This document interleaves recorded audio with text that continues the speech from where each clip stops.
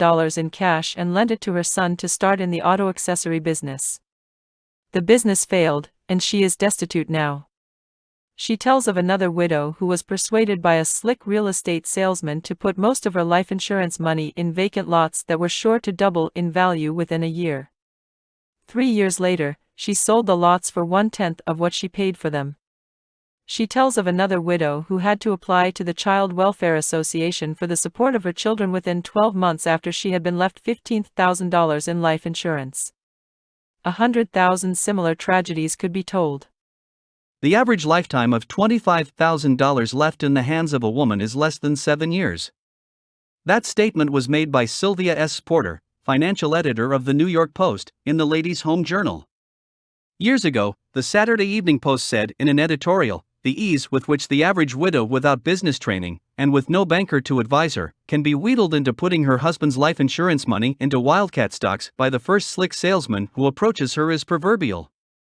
Any lawyer or banker can cite a dozen cases in which the entire savings of a thrifty man's lifetime, amassed by years of sacrifice and self-denial, were swept away simply because a widow or an orphan trusted one of the slick crooks who rob women for a livelihood. If you want to protect your widow and your children, why not take a tip from J.P. Morgan, one of the wisest financiers who ever lived? He left money in his will to 16 principal legatees. 12 were women. Did he leave these women cash? No. He left trust funds that ensured these women a monthly income for life. Rule number 8, teach your children a responsible attitude toward money. I shall never forget an idea I once read in Your Life magazine. The author, Stella Weston Turtle, described how she was teaching her little girl a sense of responsibility about money. She got an extra checkbook from the bank and gave it to her 9-year-old daughter. When the daughter was given her weekly allowance, she deposited the money with her mother, who served as a bank for the child's funds. Then, throughout the week, whenever she wanted a cent or two, she drew a check for that amount and kept track of her balance. The little girl not only found that fun, but began to learn real responsibility in handling her money. This is an excellent method, and if you have a son or daughter of school age, and you want this child to learn how to handle money, I recommend it for your consideration. Rule number 9, too necessary, make a little extra money off your kitchen stove.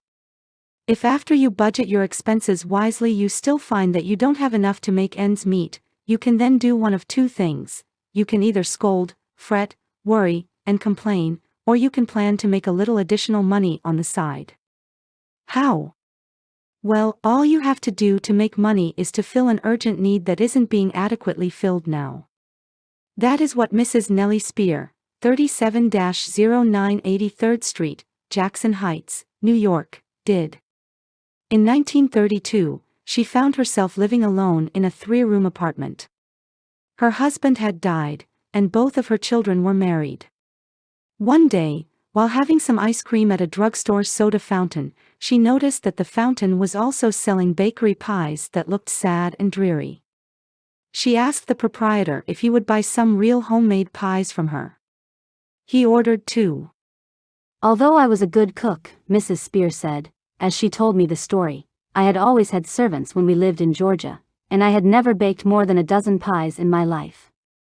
After getting that order for 2 pies, I asked a neighbor woman how to cook an apple pie. The soda fountain customers were delighted with my first 2 home-baked pies, 1 apple, 1 lemon. The drugstore ordered 5 the next day. Then orders gradually came in from other fountains and luncheonettes.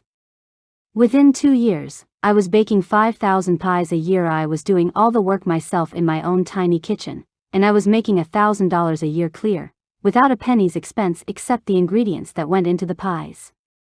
The demand for Mrs. Spear's home-baked pastry became so great that she had to move out of her kitchen into a shop and hire 2 girls to bake for her pies, cakes, bread, and rolls. During the war, people stood in line for an hour at a time to buy her home-baked foods. I have never been happier in my life, Mrs. Spear said. I work in the shop 12 to 14 hours a day, but I don't get tired because it isn't work to me. It is an adventure in living. I am doing my part to make people a little happier. I am too busy to be lonesome or worried. My work has filled a gap in my life left vacant by the passing of my mother and husband and my home.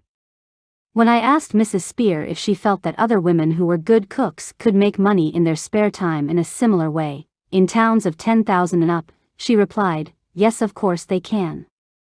Mrs. Ora Snyder will tell you the same thing. She lives in a town of 30,000, Maywood, Illinois. Yet she started in business with the kitchen stove and 10 cents worth of ingredients. Her husband fell ill. She had to earn money. But how? No experience. No skill. No capital. Just a housewife. She took the white of an egg and sugar and made some candy on the back of the kitchen stove. Then she took her pan of candy and stood near the school and sold it to the children for a penny apiece as they went home. "Bring more pennies tomorrow," she said. "I'll be here every day with my homemade candy." During the first week, she not only made a profit, but had also put a new zest into living. She was making both herself and the children happy. No time now for worry. This quiet little housewife from Maywood, Illinois, was so ambitious that she decided to branch out to have an agent sell her kitchen-made candy in roaring, thundering Chicago. She timidly approached an Italian selling peanuts on the street. He shrugged his shoulders. His customers wanted peanuts, not candy. She gave him a sample. He liked it, began selling her candy, and made a good profit for Mrs. Snyder on the first day. 4 years later, she opened her first store in Chicago. It was only 8 feet wide. She made her candy at night and sold it in the daytime. This erstwhile timid housewife, who started her candy factory on her kitchen stove, now has 17 stores, 15 of them in the busy Loop district of Chicago. Here is the point I am trying to make. Nellie Spear, in Jackson Heights, New York, and Mrs. Ora Snyder, in Maywood, Illinois, instead of worrying about finances, did something positive. They started in an extremely small way to make money off the kitchen stove. No overhead, no rent, no advertising, no salaries. Under these conditions, it is almost impossible for a woman to be defeated by financial worries. Look around you. You will find many needs that are not filled. For example, if you train yourself to be a good cook, you can probably make money by starting cooking classes for young girls right in your own kitchen. You can get your students by ringing doorbells. Books have been written about how to make money in your spare time. Inquire at your public library. There are many opportunities for both men and women. But one word of warning: unless you have a natural gift for selling, don't attempt door-to-door selling. Most people hate it and fail at it. Rule number 10, don't gamble ever. I am always astounded by the people who hope to make money by betting on the ponies or playing slot machines. I know a man who makes his living by owning a string of these one-armed bandits, and he has nothing but contempt for the foolish people who are so naive as to imagine that they can beat a machine that is already rigged against them. I also know one of the best-known bookmakers in America. He was a student in my adult education classes.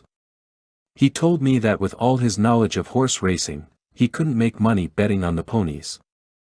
Yet the facts are that foolish people bet $6 billion a year on the races 6 times as much as our total national debt back in 1910. This bookmaker also told me that if he had an enemy he despised, he could think of no better way of ruining him than by getting him to bet on the races. When I asked him what would happen to the man who played the races according to the tipster sheets, he replied, "You could lose the mint by betting that way." If we are determined to gamble, let's at least be smart. Let's find out what the odds are against us. How? By reading a book entitled How to Figure the Odds, by Oswald Jacoby, an authority on bridge and poker, a top-ranking mathematician, a professional statistician, and an insurance actuary. This book devotes 215 pages to telling you what the odds are against your winning when you play the ponies, roulette, craps, slot machines, draw poker, stud poker, contract bridge, auction pinochle, the stock market. This book also gives you the scientific, mathematical chances on a score of other activities. It doesn't pretend to show how to make money gambling. The author has no axe to grind.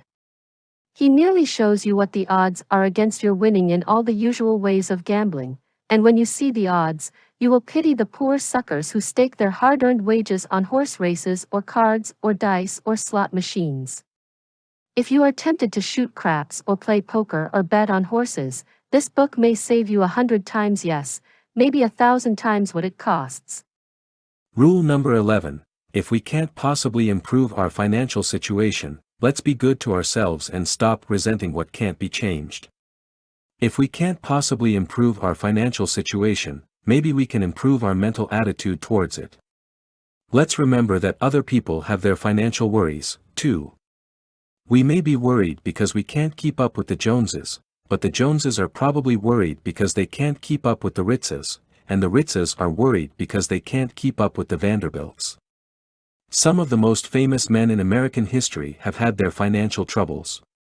Both Lincoln and Washington had to borrow money to make the trip to be inaugurated as president.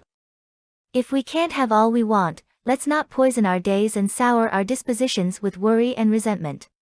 Let's be good to ourselves. Let's try to be philosophical about it.